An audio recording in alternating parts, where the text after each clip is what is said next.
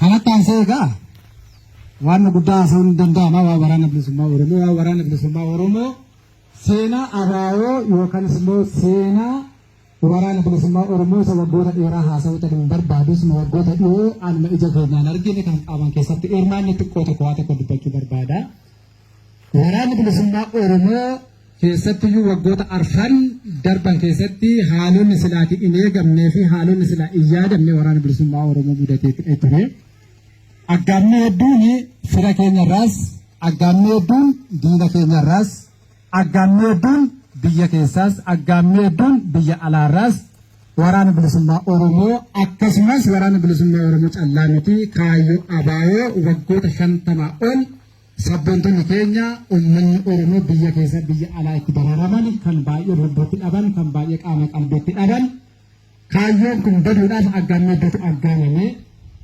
Aggaamni gubbaa darbee waraana bilisummaa Oromoo har'a bifa akka kanaatiin giddu galatti afaan nyaaphaa jalatti waraana amma kana gahu leenjisee bobbaadhaaf qopheessuunsaa injifannoo guddaadha. Kanaaf kaadhimamtoonni har'a guyyaa eebba kanaa geessan milkii gaarii qabdanii baga gammaddan isiniin jedha.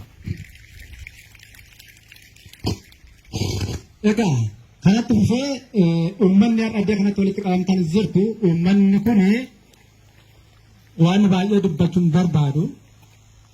Egaa uummanni Oromoo baay'een iddoo kana dhuftan kan kalee dhagaa nutti guurtanis kan kalee dhagaa nu walaa guuraa turtanis har'a waan baay'ee keessa dabarre har'a qaama wal bira geenye ijaan wal agarre. Kanaaf warri dhagaa nutti guurtanis warri dhagaa nu duraa guuraa turtanis baga nagaadhaan guyyaa har'aa geenye ijaan wal agarre baga gammaddanii baga gammannaan isiniin jedha. Maaliif jennaan qabsoon keenya sun iddoo kaleessa sana hin jirtu jechuudha. Bakka sana sirteetti har'a bifa kanaatiin akkaataa kanaatiin wal fuuldura dhaabbannee waliin sirbinee waliin bashannannee dachee Oromiyaa gubbaarratti waliin jirra. Kalee akka kanan turre kun hundumtiyyuu maaliif dhufe wareegamaa dhufe. Kanaaf haala kanaatiin uummata Oromoo haala kanaatiin waraana bilisummaa Oromoo haala kanaatiin qondaalota waraana bilisummaa Oromoo bakkee garaagaraatti dhuftanii iddoo kanatti walitti qabamee amma jiru kanaan sagantaa kana hirmaachuu keenya kan dandeessise dhiigaaf lafeetti cabe.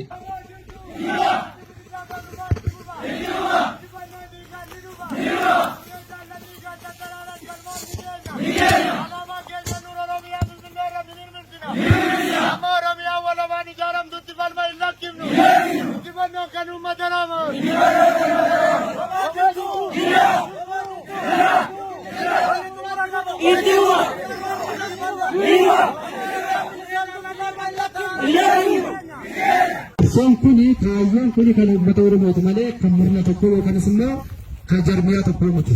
Kanaaf yoo waaqallee kadhannu waaq nu bilisoomsu jenna malee waaqi ijoollee kana bilisoomsu hin jenniidha. Kanaaf uummanni akkuma isiniin jedhe sana waan nuti qabnu kan keessan nutiyyuu kan keessan. Kanaaf qabsoo kanas dhiibee namni bakka kanaan ga'e qabsoo kanas kunuunsee namni bakka kanaan ga'e isin waan injifannoo waraana bilisummaa Oromoo yeroo dubbannu waraana bilisummaa Oromoo duuba eenyutu jira yoo jedhani uummata Oromootu jira. Waraana bilisummaa Oromoo duuba eenyutu jira? Haadha isaatu jira, abbaa isaatu jira, obboleessa isaa, obboleettii isaatu jira. Waraanni bilisummaa Oromoo kanaaf jabaate. Waraanni bilisummaa Oromoo harka kennata jedhan kanaaf harka kennachuu dide. Dheebuu beeluu jilbeeffata jedhan akka inni dheebatu akka inni beela'u kan dhorke uummata isaati. Kanaaf uummanni Oromoo akkuma warri jubaalan galaana qabsoo kanaati jechuudha isin. Kanaaf qurxummiin galaana keessatti dheebattu galaana keessatti beelottu galaana keessatti dhumaayyuun taatu. Kanaaf haga uummanni Oromoo jirutti waraanni bilisummaa Oromoo waan ta'u hin jiru jechuudha. Kanaaf injifannoo keenya waliin xumuraatti jirra. Addatti immoo haalli yeroo keessa jirruu fi haalli bara keessa jirru akka duratti sana kan qalbii fi saffisaan deemnu otoo ta'e kan guulaan deemnu jechuudha. Kan guulaa. Kanaaf waraanni bilisummaa Oromoo gara fuuldura uummanni duuba keessan uummanni gadi baatanii waraana bilisummaa Oromoo waliin waluu qabdan jechuudha. Kanaaf sana yeroo biraa haasofnu. Kanaaf ammallee irra deebi'ee kaadhimamtoonni har'a guyyaa eebba keessanii xumurtanii guyyaa eebbaa geessan baga gammaddanii baga waliin gammanne waraanni bilisummaa Oromoos bakkee garaagaraa qondaalonni waraanni bilisummaa Oromoo iddoo garaagaraatti dhuftan baga nagaa dhuftanii akkuma nagaa dhuftan nagaan gala warri guyyaa eebba keessanii geessan baga gammadanii eebbi keessan eebba milkii haa ta'u. Uummanni Oromoo bakka kanatti walitti qabamtan kanneen nyaata baatanii dhugaatii baatanii erga kalee isaatii bakka kanatti dadhabaa jirtan eebba kana milkeessuudhaaf kanneen dhama'aa jirtan hundumti keessan galanni keessan bilisummaadha. Baga gammadanii baga waliin gammanne ulfaadha. Nagaan gara mana keessanitti galaan isin jedhu.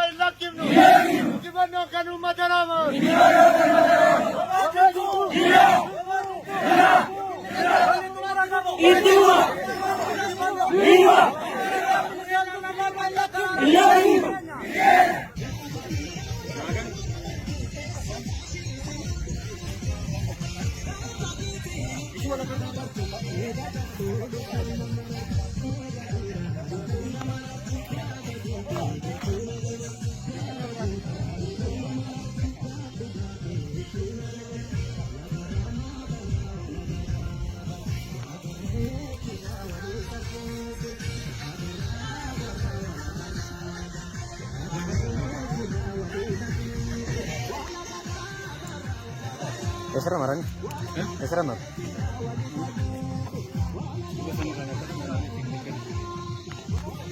Ya.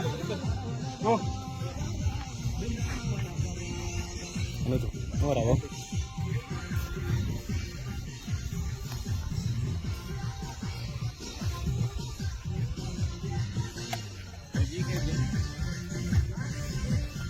Otra vez.